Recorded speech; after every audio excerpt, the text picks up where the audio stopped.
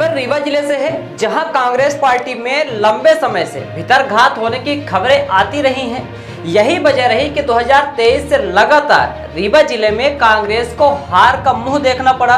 हालांकि 2018 के चुनाव में कई भीतरघातियों की पोल भी खुल चुकी, जिनके ऑडियो वायरल हुए। इन भीतरघातियों में प्रदीप सोहगौरा, दिवाकर द्विवेदी के खिलाफ कार्रवाई भी हुई थी, लेकिन बाद में इन्हीं के संरक्षणदाता तत्कालीन ग्रामीण अध्यक्ष भगत शुक्ला की कृपा से सदस्यता बहाल कर दी गई थी। एक बार फिर 2023 विधानसभा चुनाव में इन्हीं 8 भाइयों ने कांग्रेस पार्टी से घोषित प्रत्याशी अभय मिश्रा का विरोध किया था, जिन पर भाजपा प्रत्याशी का प्रचार प्रसार करने का आरोप लगा और कई जगह खुलकर इनके द्वारा भाजपा का समर्थन किया गया। गनीमत रही कि रीवा जिले की 8 सीटों में से इकलौती सीट सिमरिया विधानसभा कांग्रेस जीतने में सफल हुई और विरोध करने वालों के मुंह में ताला बंद हो गया।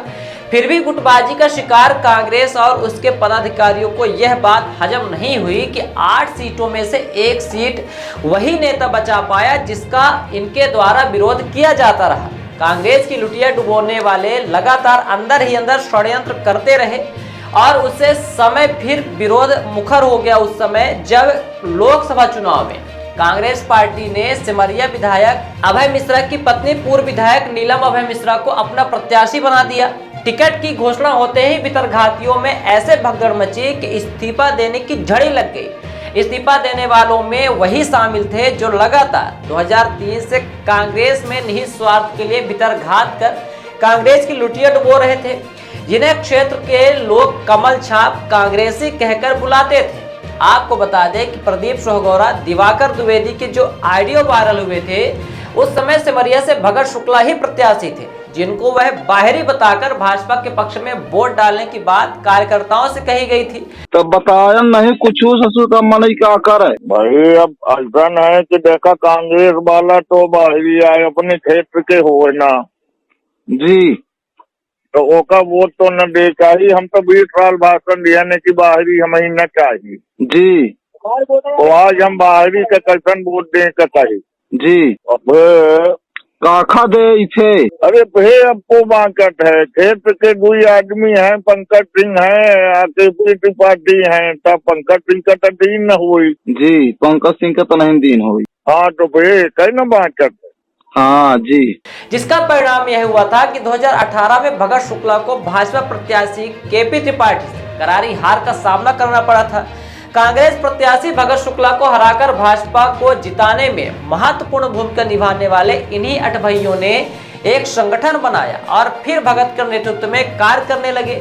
लोकसभा चुनाव 2024 के मतदान की तिथि नजदीक आती देख पहले ही विरोध करने वाले पूर्व अध्यक्ष भगत शुक्ला अपने इन्हीं साथियों के साथ पत्रकार वार्ता का आयोजन कर कांग्रेस छोड़ने की घोषणा की थी, लेकिन किसी पार्टी में ज्वाइन नहीं किया था। राजनीतिक जानकारों का मानना है कि इन्हें आशा थी कि कांग्रेस पार्टी के वरिष्ठ नेता मना पटा लेंगे, लेकिन जिस तरह से गुटबाजी और भीतरघात का लंबा इतिहास इनका रहा, उसके चलते कांग्रेस के नेताओं ने घास तक नहीं डाली। जैसा कि पूर्व में भी निकलकर सामने आया था, जब रीवा विधानसभा सीट से तत्कालीन पहले जिलाध्यक्ष बनाए गए ग्रामीण शहर के राजेंद्र शर्मा, उस समय उन्होंने इस्तीफा दे दिया था क्योंकि वो विधानसभा चुनाव लड़ रहे थे।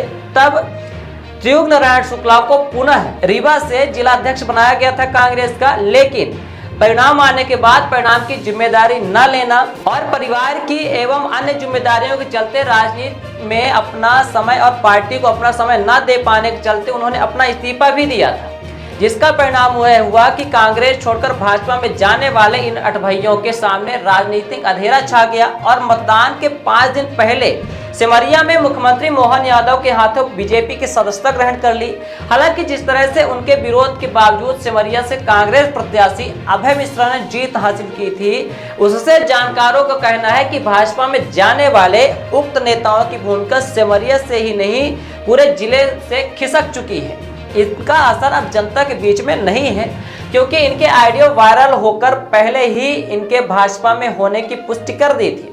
अब देखने वाली बात यह है कि खुलकर उनके भाजपा में शामिल होने से लोकसभा चुनाव में जनता इसका साथ देती है या कांग्रेस पार्टी का।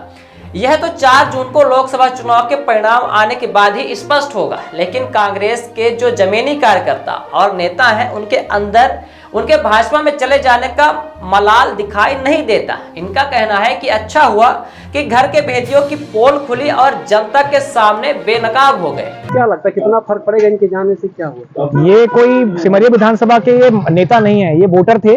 पिछली बार बीजेपी को सब लोग वोट किए थे और वोटर के पूरे वोटर जो चले गए, जो छुप के वोट कर रहे थे, इस बार उनके सामने जाके वोट करेंगे। नेता नहीं है, इससे कोई फर्क नहीं पड़ेगा। सिमरिया विधानसभा में जैसे लोग थे बहुत तेजी से जिताए थे, इस बार और अधिक ग्रोथ से जीतेंगे। और इनको जो है सिमरिया जनता जो है इनको दलाल समझती थी, खुल के इन्होंने बीजेपी का साथ दिया था पिछली बार, और इस बार फिर से वापस चले गए। ये वोटर है, इनको कोई भूल में न रहे, ये वोटर है, कोई नेता नहीं है। खरीद ऐसे लोगों को अपने साथ ले रहे हैं, इनसे कैसे क्या टक्कर? क्या मानते हैं जनता? क्या जवाब है? ये हमारे यहाँ शादी वाले आते, जैसे एक जन शादी वाले आए थे, शहडोल के हैं, तो हम नाम न लेंगे, व्यक्तिगत अच्छा नहीं है। तो हमने पूछा कि इनके यहाँ कर रहे हैं, तो बोले वो आपके सिमरिया में अठभैया हैं, इनका खानदानी नाम अठभैया है। जैसे मैंने कोई एक खानदान हो अठभैया, जैसे ब्राह्मणों में बबनी होती, पाने तिवारी, ऐसे ही अठभैया। तो अब तो 4 भैया बच्चे, 4 अब नहीं, अब 4 भैया है। एक पहले चले गए, 3 भैया भी चले गए, 4 भैया जिसको जाना आना था चले गए। ये दल में थे तब भी वही कर रहे थे। तब तो दल में ये अंदर चूँकि ये पार्टी में थे तो इनका उठना बैठना था, तो कुछ इनके बनाए थे तो इनकी कुछ नुकसान कर लेते थे। तो ये 8 मिला करके विधानसभा हमको नहीं हरा पाए। भाजपा के साथ खुलेआम मिलके ये पूरा क्षेत्र जानता है कि ये गांव आते थे हराने के लिए कांग्रेस का दुपट्टा डाल के। अब ये वहाँ गए हैं आधा होके 4 भैया। और जो ये नाम लिखे हैं फर्जी, कल रात को 17 लोगों ने फ़ोन किया कि भैया हमारा फर्जी नाम जोड़ दिया है, और थे भी नहीं वो मौके में, लिस्ट है दे कर के कि दिखाने के लिए 500, वो अभी बयान देने वाले हैं सब कि हमारा फर्जी नाम जोड़ दिए हैं और ये जिधर जाएंगे उधर गंदगी जाएगी। हम मुक्त हो गए।